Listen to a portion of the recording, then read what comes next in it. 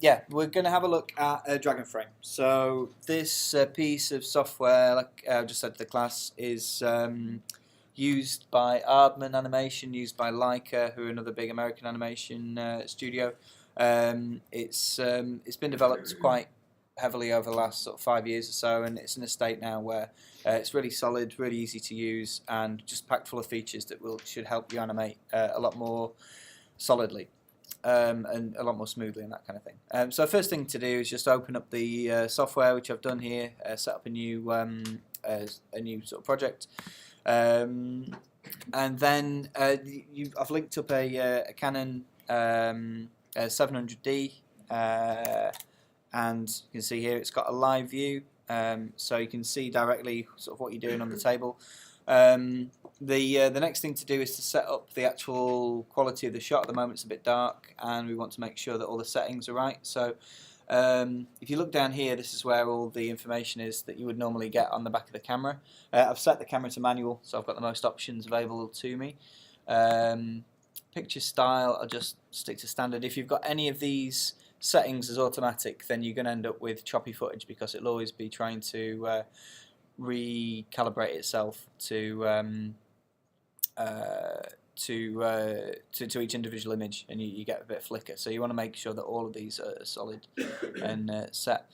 You want a large fine is okay. But to be honest, with something like this, if you know you're going to be cropping around and working maybe to 4K or something like this, large fine would be useful. To be honest, medium fine is fine. No, small one is fine for this particular project. Never use RAW unless you're going to be making like a feature film, because you'll just end up with gigabytes and gigabytes of files for very little kind of reward.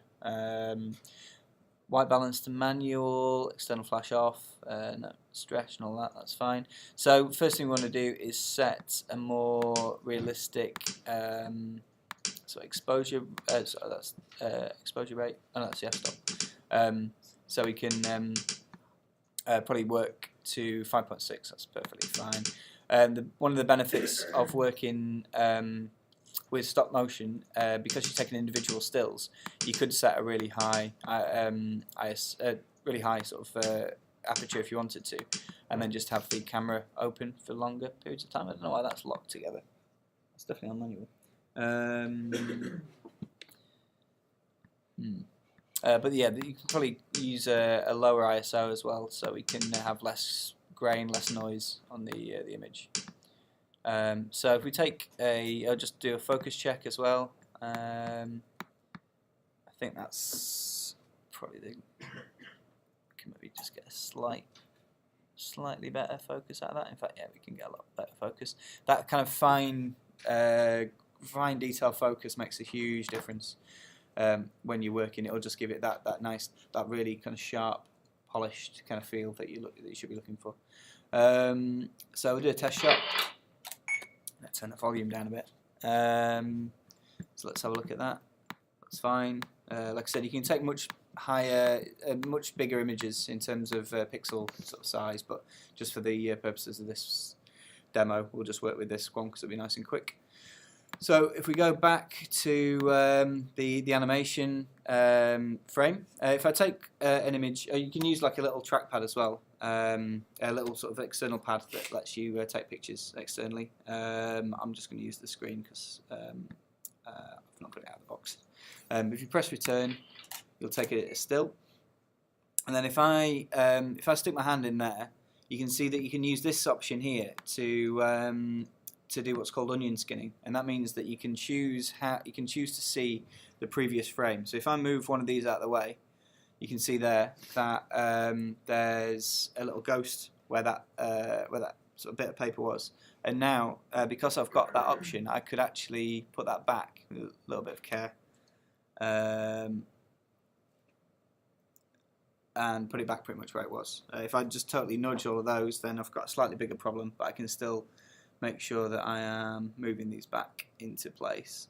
And just having that bit of monitoring ability makes a world of difference when you're animating. It's dead easy to knock things and sort of put things out of place.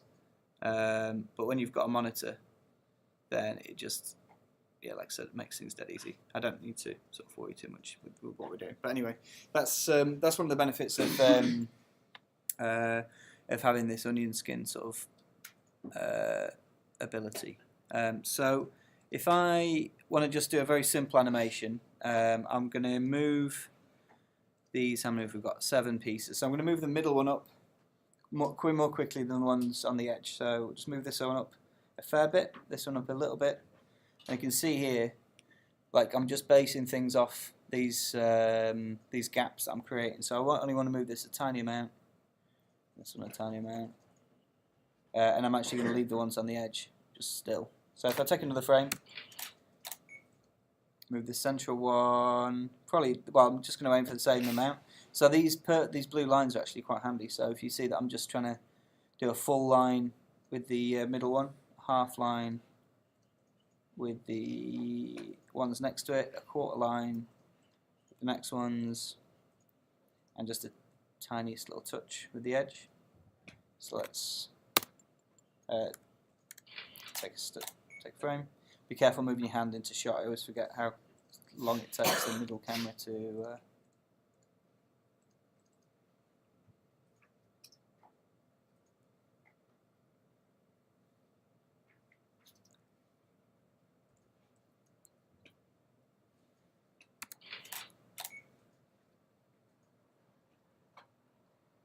so I'll just do this quite quickly. So oops.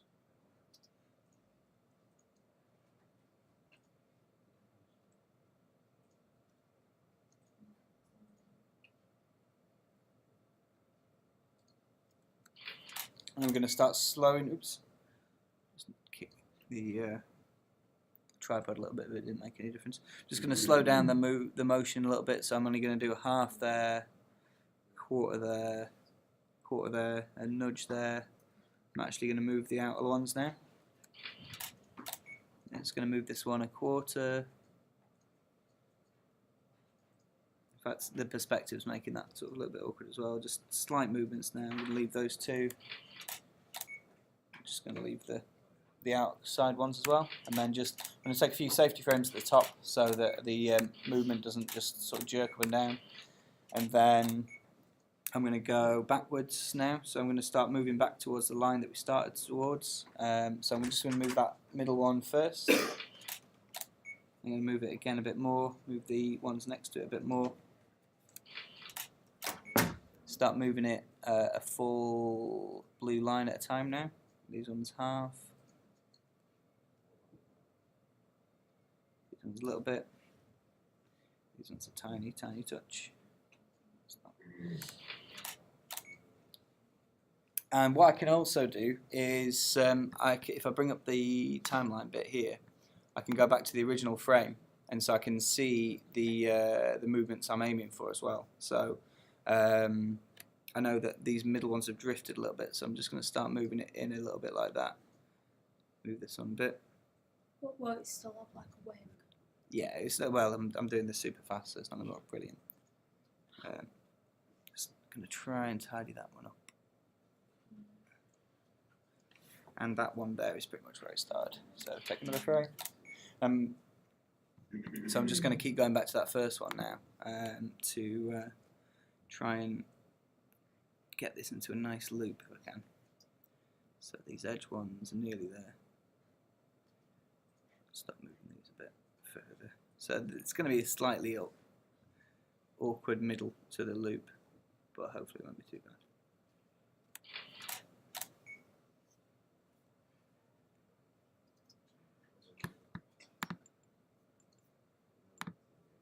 So I want these to be nearly done now.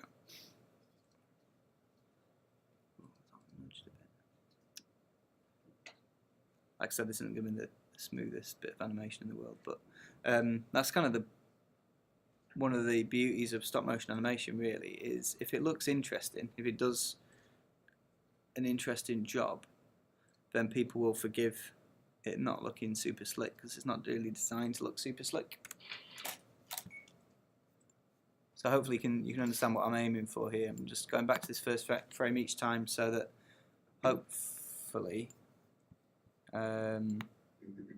the final thing that I'm aiming for will be lined up. These should be a lot closer by now. A little bit confused.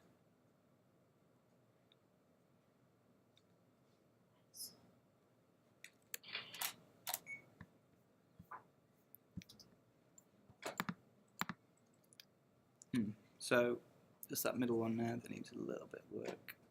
That one will do. That one will just about do.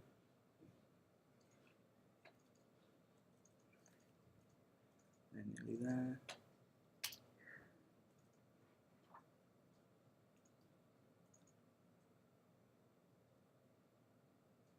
You can see that it is a fiddly job. It's not kind of automatic, but hopefully it'll work out. Okay, last one. Then we'll try and just neaten these up as best we can, because no matter how close you get something, it'll always have a slight, as long as when you move something, it'll always have a slight kind of feeling of change.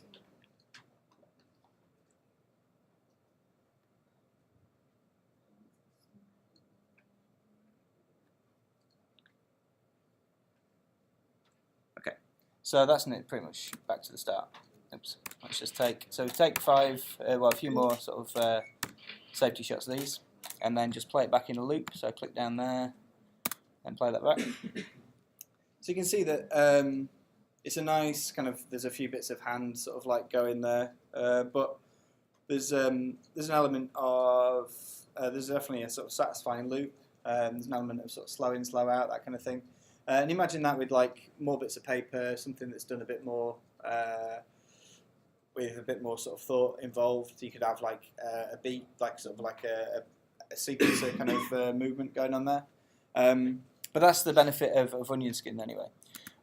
So another thing that the reason why I've chopped up the paper into these particular bits is if I do a new take,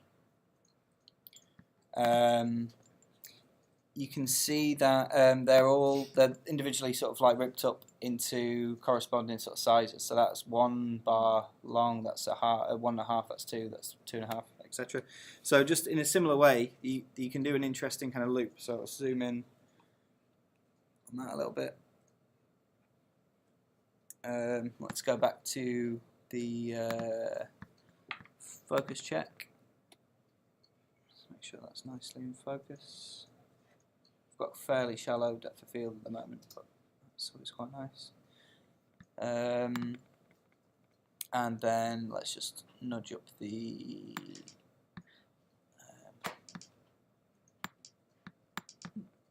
not sure why that's limited, but that's not a problem. Okay, so let's go back to the animation, and again, just doing a bit of replacement animation, trying to create a loop of this paper getting bigger and smaller should work quite nicely. So let's just start there, and then I'm going to try and aim for the blue line to always be the same. So let's bring in the onion skin.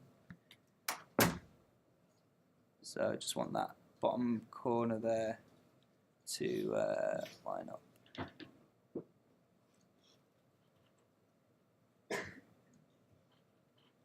I'll do. It's not again. It's quite rough, just working with bits of paper. But again, this if you did this on like a blue background or a black background or something, you could isolate it and loop it and do all sorts of stuff with it.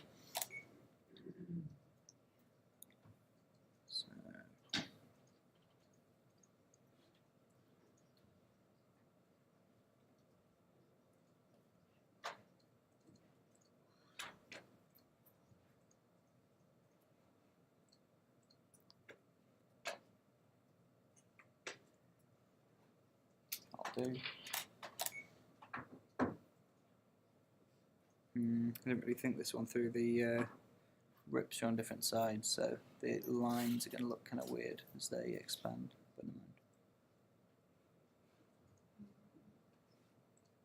That's awful. Okay, let's just concentrate on the blue line, I guess.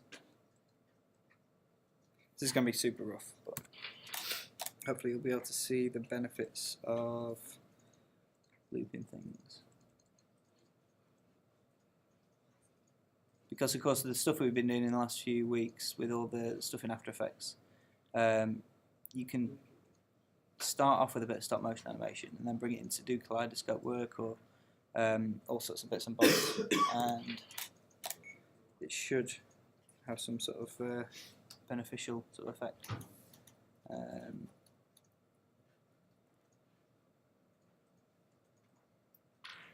I'm a bit worried that this is just going to look awful, but we'll see. I was just ripping up these bits of paper for speed, but I mean you could make all sorts of shapes and things from coloured card and all sorts of bits and bobs.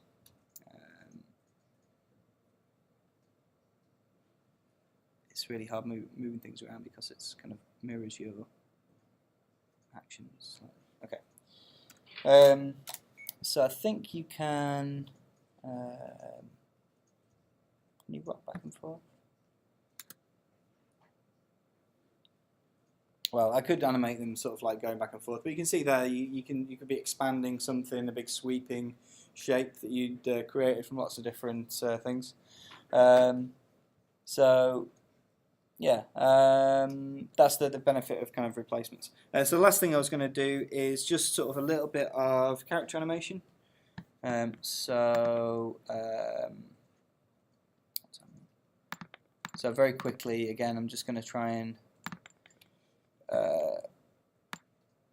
bring in something very simple. Again, just made a very simple character out of bits of paper.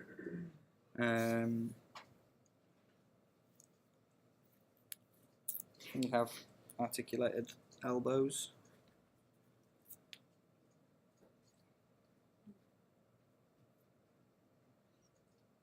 It's really handy using split pins for something like this. This is going to be a bit fiddly, but if you've got split pins, then everything.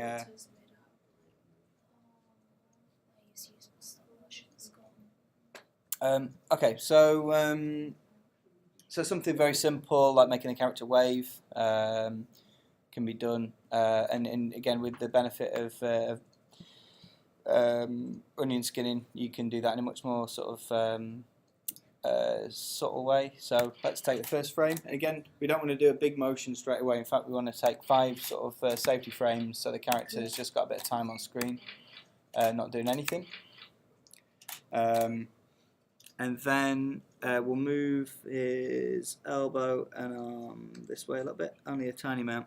In fact, that didn't look too much on the table, but it's actually quite big on screen. And then what we can also do is add the number of frames that we onion skin for. So I'll take that one, and I'm going to try and move that over a little bit further. So you can see here that now you can see numerous sort of frames underneath. So I can start to try and have a smooth relationship between all these frames. So I'm going to try and keep that distance similar, and the elbow's not moving too much at the moment at all anyway. A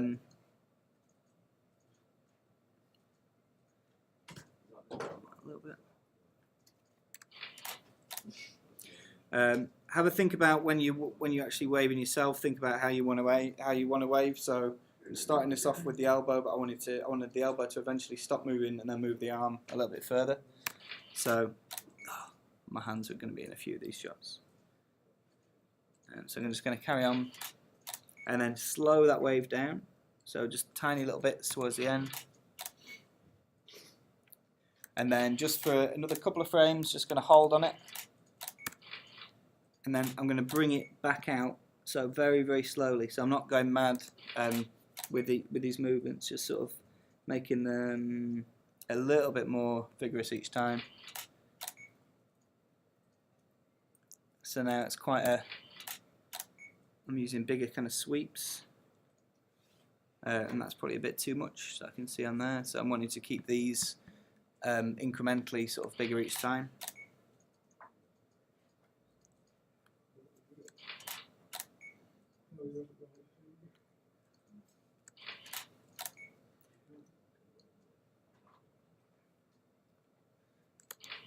And again, I'm going to stop moving the elbow eventually and start just slowing that animation down. So you can see slightly smaller movements. Oh, I think my hands are definitely in that one. Oh no, maybe not.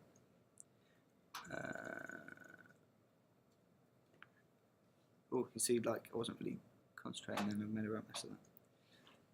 So let's try and move this back into place.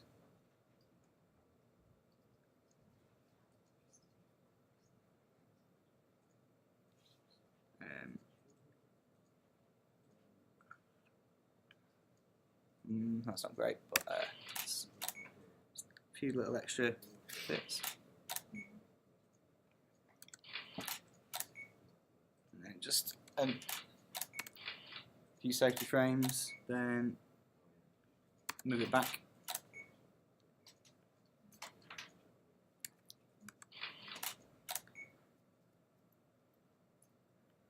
A bit more vigorous. Then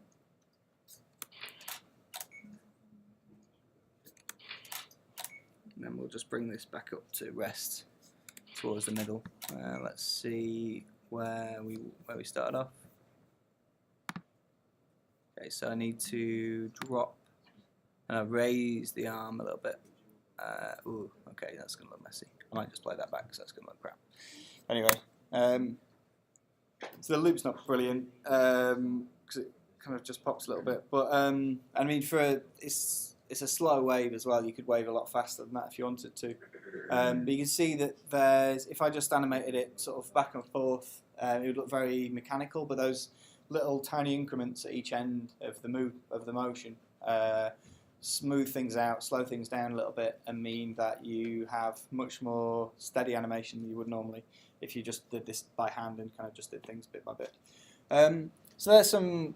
Again, we're only talking basics of animation really. There's entire courses you could do to sort of become a really good animator. But if you are interested in stop motion animation or animation in general, then these kind of basic principles. The idea of this is called slow in, slow out. So just doing small increments towards the end of a motion. Add